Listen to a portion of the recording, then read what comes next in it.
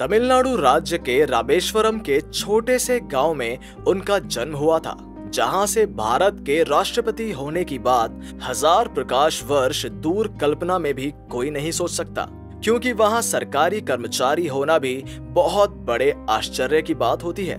छोटे से उस गांव में उनका परिवार बहुत ही दरिद्र हुआ करता था। रामेश्वरम और धानुषकोडी के बीच हिंदू तीर्थ यात्रियों को 9 साल से इस पार और उस पार ले जाया करते थे उनके पिता। एक वक्त आधा पेट खाना खाकर चलता था उनका दिन। सुबह काम करके स्कूल जाते थे, शाम को स्कूल से लौटकर फिर नाव चलाते थे।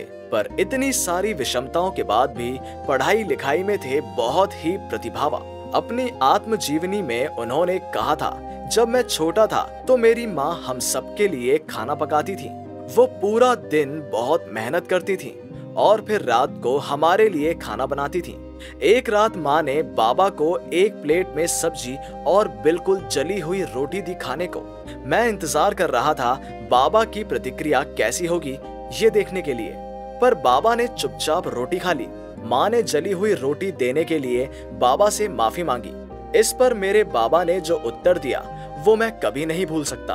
बाबा ने कहा, प्रिय, मुझे जली हुई रोटी ही पसंद है। उस रात जब मैंने बाबा से पूछा, क्या सचमुच आपको जली हुई रोटी पसंद है, तो बाबा ने मुझे अपनी बाहों में पकड़कर कहा, तुम्हारी माँ ने आज पूरा दिन बहुत परिश्रम किया था और वो बहुत थकी हुई थी। जली हुई रोटी खाने से इंसान को इतनी तकलीफ नहीं होती जितनी तकलीफ कठोर और क्रूर शब्दों में होती है।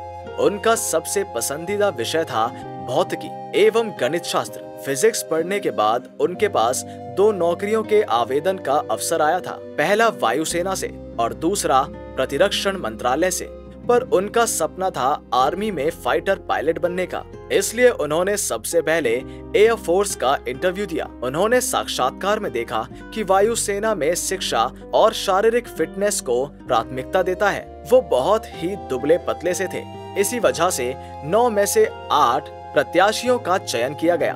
उनके अलावा निकाले जाने की खबर मिलने के बाद वो एक नदी के किनारे चले गए। वहाँ एक साधु ने उन्हें नदी के पास बैठे देखकर उनसे पूछा, बेटा, तुम नदी के किनारे क्यों बैठे हो? क्या तुम्हारा मन उदास है? उत्तर में उन्होंने कहा, मेरे जीवन का कोई अर्थ नहीं है। मैं पायलट बनना चाहता था पर दाखिले की परीक्षा में फेल हो गया।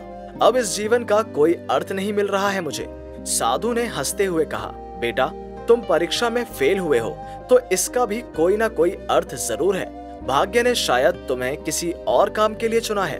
ढूंढ कर देखो, ये रास्ता शायद तुम्हारे लिए नहीं है। इसके बाद उन्होंने एविएशन टेक्नोलॉजी की पढ़ाई शुरू की।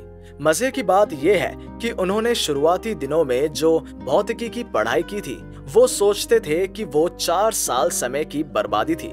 एक समय में वो भारत के नागरिक अंतरिक्ष कार्यक्रम और सैन्य नियंत्रित मिसाइल विकास कार्यक्रम से जुड़े होने से लेकर बैलिस्टिक मिसाइलों और अंतरिक्ष यान रॉकेटों के विकास में शामिल थे। भारत की महाकक्ष यात्रा का सूचक कहा जाता है उन्हें। वहीं उनके योगदान के लिए उन्हें दुनिया भर में missile man of the India कहा जाता है। 2002 में उन्हें भारत के राष्ट्रपति के रूप में निर्वाचित किया गया था, परंतु राज्य के सबसे ताकतवर शख्स होने के बावजूद उन 5 सालों में वो एक अनोखी शख्सियत थे। उन्होंने जब राष्ट्रपति के रूप में अपना कार्यकाल समाप्त किया और राष्ट्रपति भवन को छोड़कर गए, तब उन्हें एक पेंसिल भी ले जाते हुए नहीं देखा गया। उनके साथ थी उनके अपने पैसों से खरीदी हुई कुछ किताबें। इतने प्रसिद्ध व्यक्ति होने के बावजूद उन्होंने बहुत ही साधारण जीवन व्यतीत किया। उनकी मृत्यु के बाद भारत सरकार ने उनके सम्मान में 7 दिनों का राष्ट्रीय शोक मनाया।